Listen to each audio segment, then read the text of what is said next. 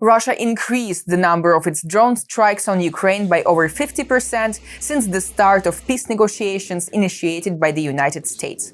The Telegraph reported that, according to the Ukrainian Air Force, over the 30 days following February 18, when US-Russia talks to end the war began, Russia carried out 4,776 drone strikes compared to 3,148 in the 30 days prior.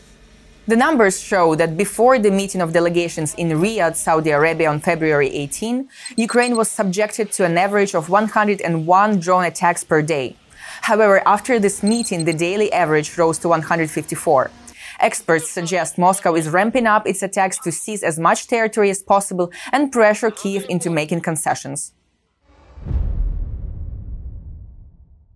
20 civilians, including 9 children, were killed in a Russian ballistic missile strike on a residential area in Kryvyi Rih, Dnipropetrovsk region on April 4th.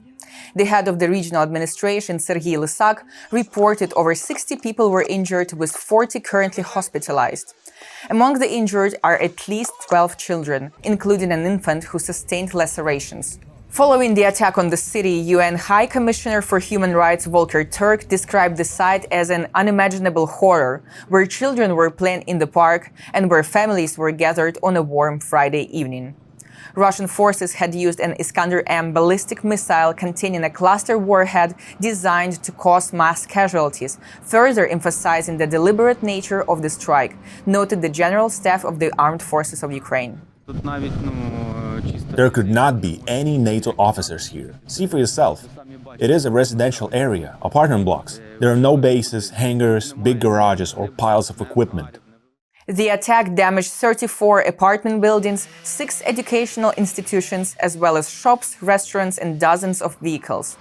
The High Commissioner called for a prompt, independent, and comprehensive investigation into the strike, noting that attacks directed against civilians constitute war crimes. President Zelensky, a native of Kryvyi Rih, commented on the attacks in his evening address, stating that all Russian promises end with missiles and bombs. That is why Russia must be put under sufficient pressure, so they feel the consequences of every lie, every strike, every day they take lives and prolong the war. World leaders were quick to express their support for Ukraine and condemn the attack on Kryvyi Rih, described by the UN as the deadliest single strike against children since the start of the full-scale invasion in February 2022. The Czech Foreign Minister Jan Lipavsky called the strike on a children's playground an act of barbarism rather than war, while European Union Foreign Policy Chief Kaja Kallas posted on X that the strike was tragic and inhumane. Later that day and into the early hours of April 5th, Russian forces launched a second attack on Kryvyi Rih using Shahid-type drones. The head of the Defense Council, Alexander Vilkul, reported that a 56-year-old woman died after a drone struck and ignited a fire in her private residence, while 7 people were injured. The strike also damaged transport infrastructure and caused fires in multiple buildings and garages. Russian forces launched coordinated missile and drone attacks against multiple regions of Ukraine overnight on April 5th. In Kyiv, 1 man was killed and 3 were injured after Russian ballistic missiles struck 3 districts of the capital, reported city mayor Vitaly Klitschko. Fires broke out in a furniture workshop, several warehouses, and a business center with editorial offices of state-owned media companies for foreign language broadcasts. 128 rescuers and 27 emergency vehicles worked to promptly extinguish the blazes, said the state emergency service. In the city of Mykolaiv, Russian drones targeted residential neighborhoods, resulting in fires and infrastructure damage, reported the head of the regional administration, Vitaly Kim. 3 women aged 49, 67, and 72 were injured. 1 was hospitalized, while the other 2 received assistance at the scene.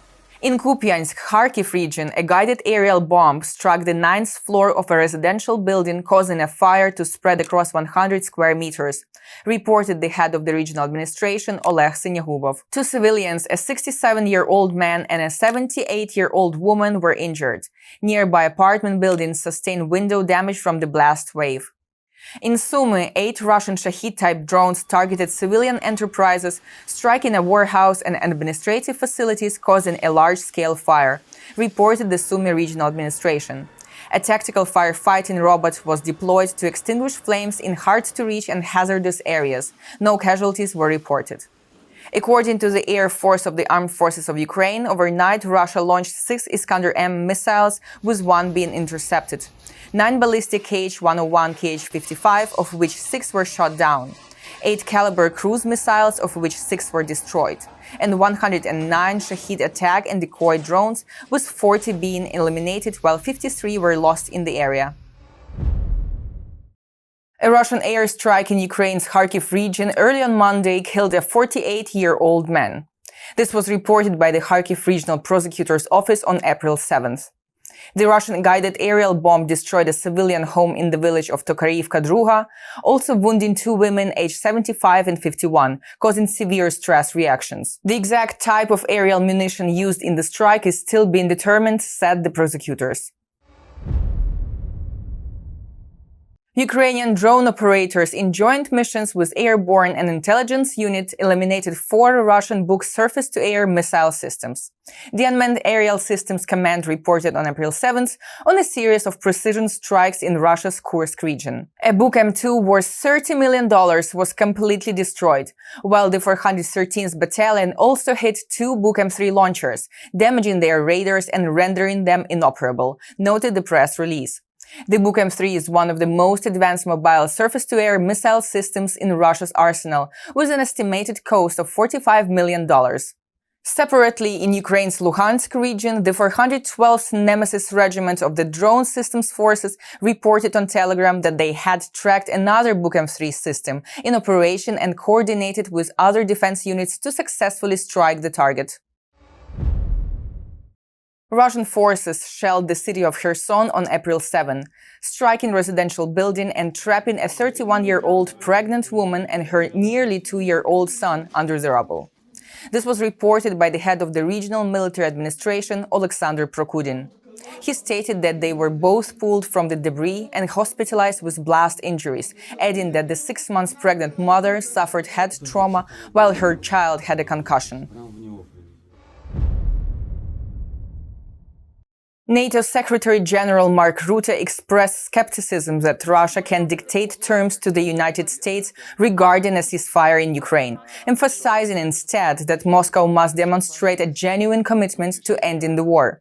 In an interview with CBS News on April 6, Rutte commented on recent US-led diplomatic efforts aimed at reaching a ceasefire agreement. He expressed that Russia is not moving fast enough and has to do more to bring an end to the war. Visited a couple of weeks ago in a very successful meeting we had in the Oval Office and then during lunch. There is this effort to bring this war to an end. And as part of that effort, the US is really trying to and at this moment, as we speak, this is Friday, maybe this has changed on Sunday when you air this, but on Friday, the ball clearly is in the court of the Russians. They are not moving fast enough, is my impression, including the impression I'm getting from my American interlocutors, that Russia really has to do more to bring this war to an end. The Russian Finance Ministry is struggling due to falling oil prices and a strong ruble, reports the Moscow Times. One reason is the sharp decline in oil and gas revenues, which have dropped by nearly 20%. Last month, Ural's oil sold abroad at an average of $59 per barrel, 11 cheaper than the budgeted price of $70 and the lowest since the summer 2023.